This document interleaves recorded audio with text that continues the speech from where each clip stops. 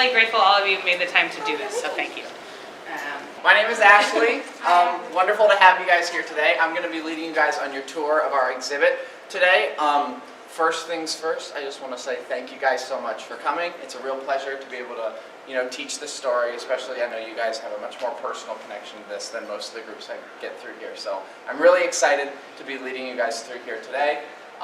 Also, just want to say, if you guys want to take pictures throughout the tour, you're more than welcome to. I just ask no flash as we move through the exhibit.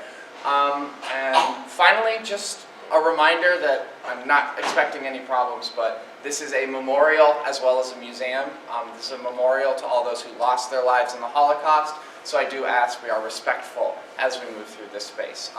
So we're going to go now on a little over an hour tour, and then we're going to come back here for your guys' next generation speaker. So before we begin, are there any questions? But I'm just really super grateful. Ashley is it okay for me? Is actually not Jewish, and she has spends her this is her work, and I'm just super grateful to have a perspective on that from somebody who really is dedicated and cares about us. So ask good questions. Ashley has all the answers, so try at least. Okay.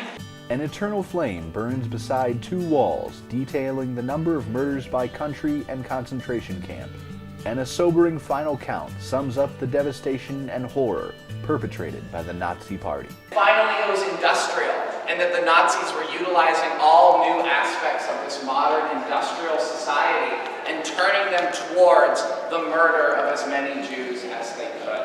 And we see here along the wall all these different countries that the Nazis occupied at one point or another throughout the war. And we have listed under those countries the numbers of Jews in each of these countries that were murdered by the Nazis.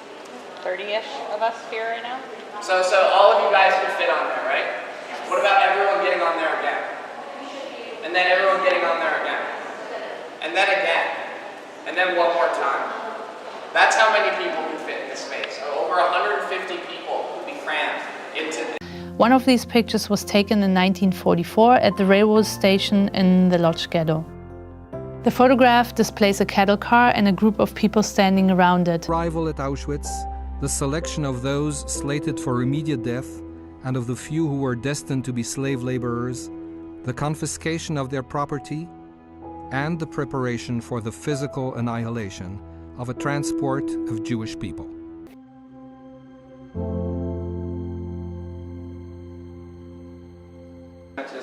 Now here we see, by the time of the Renaissance, many of these countries are shaded blue. These are countries that have passed laws barring Jews from living within their borders. So for instance, in Spain in 1492, there was the Inquisition, where Jews were told by the crown that they had to either convert to Christianity, leave the country, or they would be executed. And with that, thousands of Jewish families, many of whom had lived in Spain going back for over 1,000 years, were forced to uproot themselves, uproot their lives, and go start over again somewhere else. And so this movement, this being expelled, this hatred, this anti-Semitism, these were common experiences of the Jewish diaspora throughout the past 2,000 years. And this would form really the groundwork for this anti-Semitism that would come to be exploited and lead to the Holocaust.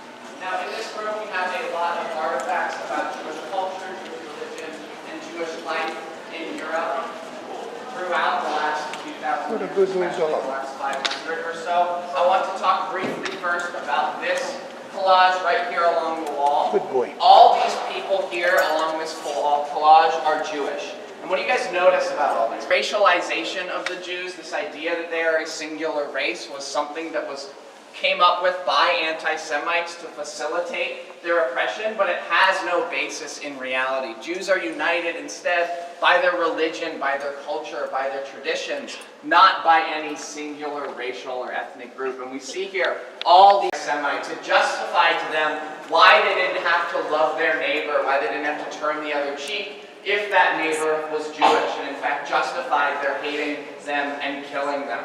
Now as we move this specific racism, this idea that Jews were a racial group that was predisposed to certain undesirable qualities, and this justified to them why they could try to drive them out from society. Rural areas in Central and Eastern Europe that were primarily entirely populated by Jews. And so everyone we see along the wall here was a Jewish person, a member of this community. And as we move forward through this exhibit, we're going to be talking about a lot of very big numbers, 3 million, 2 million, 6 million.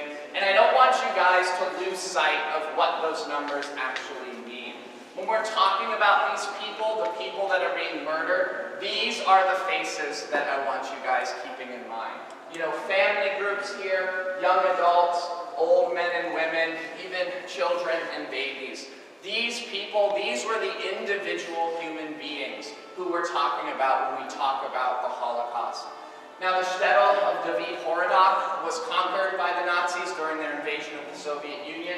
And over the course of 2 mass shootings in 1942, every single man, woman, and child that the Nazis could get their hands on was murdered in these 2 mass shootings. So basically everyone along this wall here you see was murdered by the Nazis just because of who they were. But I want you guys to keep these faces in mind. Remember these people, because this is who we're talking about, and this is who we want to remember them by. Not just because of how they died, but more because of who they were and how they lived. Now, are there any questions so far? About 2/3, a little over 2/3 of the number of Jews in Europe were murdered in the Holocaust. And so we have that 2/3 of the bookshelves there empty, representing the staggering loss of knowledge, of culture, and of human beings that this represents. And indeed, we have as well these lower bookshelves are empty. This represents the 1.5 million children who were murdered by the Nazis during the Holocaust.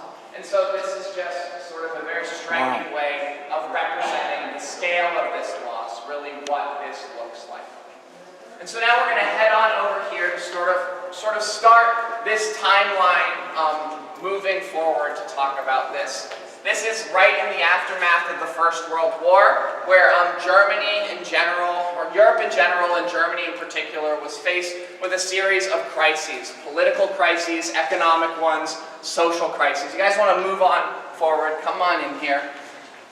One of the most stark crises Germany faced were these economic implosions, some periods of hyperinflation, where their money very quickly lost its value. So we have here a 50 million mark bill. When this was printed, it was roughly equivalent to a couple cents, US cents. And so during these hyperinflation periods, people lost their life savings, lost their jobs, lost their homes. We have a picture of a German housewife here who has this big pile of these marks that she is using to light her stove, basically as kindling to light a fire. And so when this picture was taken, all this money, probably billions of marks, was worth so little that she would rather light it on fire to heat herself than actually spend it in the store as currency.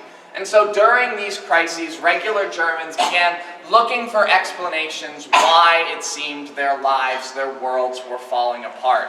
And many of them turned to that anti-Semitism that they had been taught, that had existed in their lives from a young age, and they blamed the Jews for everything that was happening. And now we're going to start moving down this ramp a little bit. If you guys want to sort of line up along this railing here, you can head on down to the landing down there. Okay. Yeah, I'm good. You okay? Yeah. Was the leader of the Nazi Party.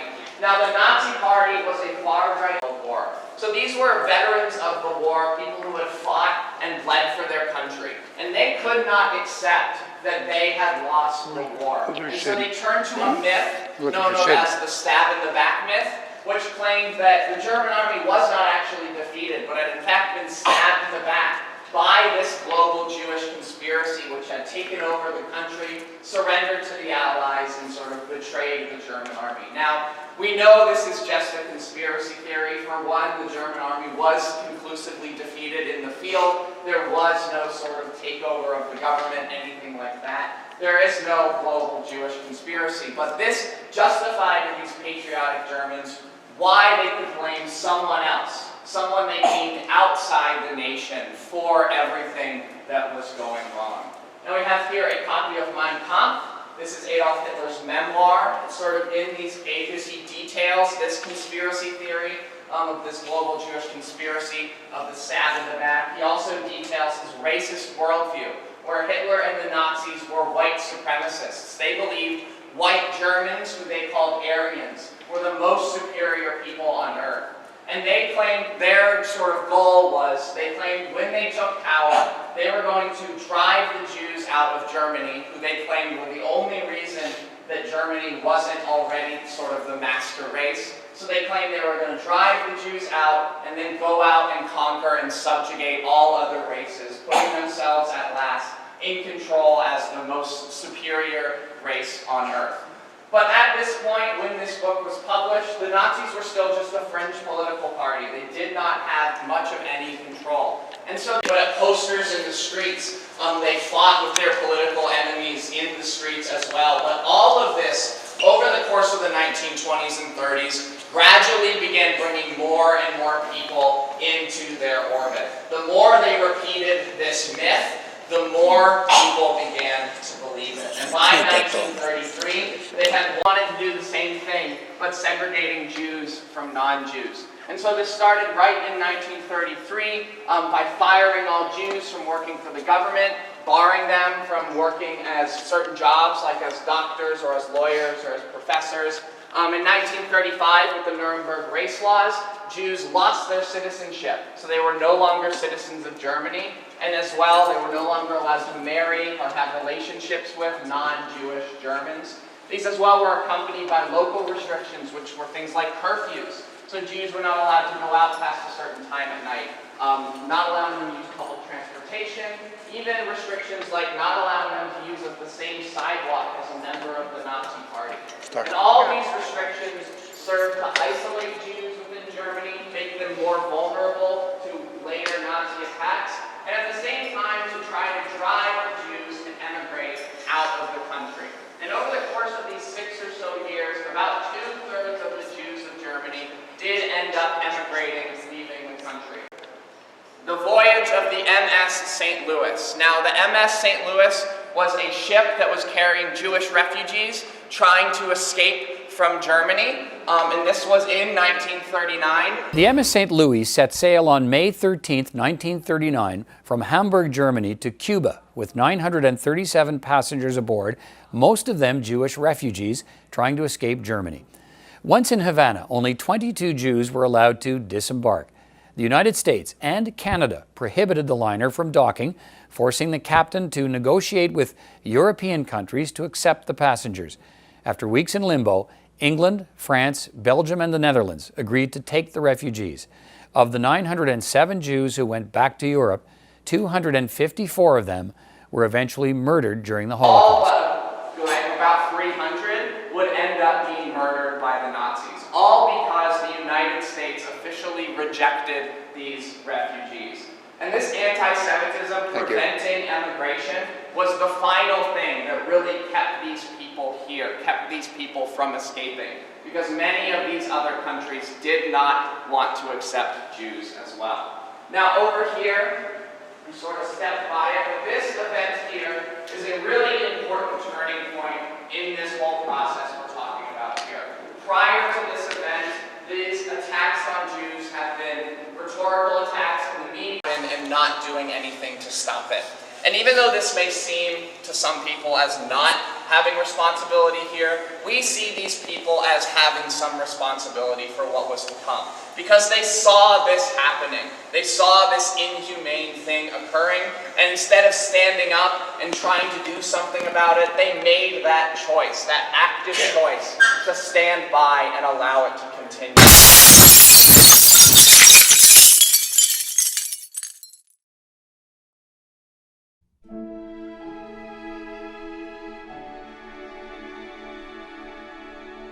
Kristallnacht, or the Night of Broken Glass, was the wave of violent anti-Jewish pogroms on November 9th and 10th of 1938. It took place throughout Germany, annexed Austria, and in areas of Czechoslovakia recently occupied by German troops. Kristallnacht owes its name to the shards of shattered glass from the windows of synagogues, homes, and Jewish-owned businesses that lined German streets in the wake. The rioters destroyed 267 synagogues throughout Germany, Austria, and the Sudetenland. Many synagogues burned throughout the night in full view of public and of local firefighters who had received orders to intervene only to prevent flames from spreading to nearby buildings. SA and Hitler Youth members shattered shop windows of an estimated 7,500 Jewish-owned commercial establishments and looted their wares. The events of Kristallnacht represented one of the most important turning points in Nazi anti-Semitic policy. The Nazi regime moved eventually towards policies of forced immigration and finally toward the realization of a Germany free of Jews by deportation of the Jewish population to the east. Square miles had about 450,000 Jews living in it. So at a time, people were living 9 to 10 people to a room. That's not to an apartment or to a house, that's to a room. So if you can imagine 9 to 10 people living in your bedroom, and then another 9 to 10 people living in your parents' bedroom, and then another 9 to 10 people living in your kitchen, living in your living room, etc. These were the conditions these people were forced to live under. And the Nazis deprived them of having enough food, enough medical supplies, all this stuff. And so very quickly, people began dying by the thousands of starvation and of disease just in this one ghetto every single week. So over 5,000 deaths every single week in just this one ghetto. And there were nearly 1,200 ghettos built all over occupied Europe. Now the purpose of these ghettos was to isolate the Jews from their neighbors so they could not, form those bonds of solidarity. They could not work together with their countrymen against the occupiers. And as well was to hold the Jews so that they would all be on one. There are around 80,000 Jews left in the ghetto walls. And among them, particularly among those in their teens and 20s, they decided they weren't going to let the Nazis just come in and take more Jews. And so they organized themselves into a resistance group, smuggled in what weapons they could, primarily pistols, blunt objects, Molotov cocktails. And the next time a Nazi patrol came in to deport more Jews, they ambushed it, killed around 15 and stole their weapons, and then drove the rest out of the ghetto. They then kept control of the ghetto themselves for several months, until finally, at the end of April, the Nazis came in with artillery and flamethrowers and burned the entire ghetto down, block by block, killing everyone inside. And now, even though this may seem like a failure, this is exactly what these people were trying to achieve. They didn't have any illusions that they were going to liberate themselves when they were surrounded on all sides by the Nazi armies. And this quote, which is from the leader of the resistance, in his final letter he wrote, "The most important thing is that my life dream has come true. Jewish self-defense in the ghetto has been realized. Jewish retaliation and resistance has become a fact. I have been witness to the magnificent, heroic battle of the Jewish fighters." And so we see here in this quote him expressing how they're not fighting because they think they're going to liberate themselves. They're fighting because they want to prove that they can stand up as Jews, as a Jewish community, and fight for their own interests. They're not just going to wait for someone to save them. They're not just going to die on the Nazis' terms. They're not going to die on their knees. They're going to stand up and resist and die on their own terms, fighting against these people that were trying to kill them. And this one last bit of agency, last bit of control over their lives became a real inspiration for people all over the continent, Jewish and non-Jewish, to stand up and fight and resist the Nazi occupation. That the Holocaust, even though it ended in 1945, it really didn't end for a lot of people because the pain, the suffering, the trauma that people experienced stayed with them. And it impacted with my parents all their lives, and it also impacted us as a family. And so I'm going to be talking about that today, because their trauma really was my trauma too. We do know that talking about experiences that are traumatic may be painful, but it actually is very healing. And unfortunately, my parents didn't have that opportunity.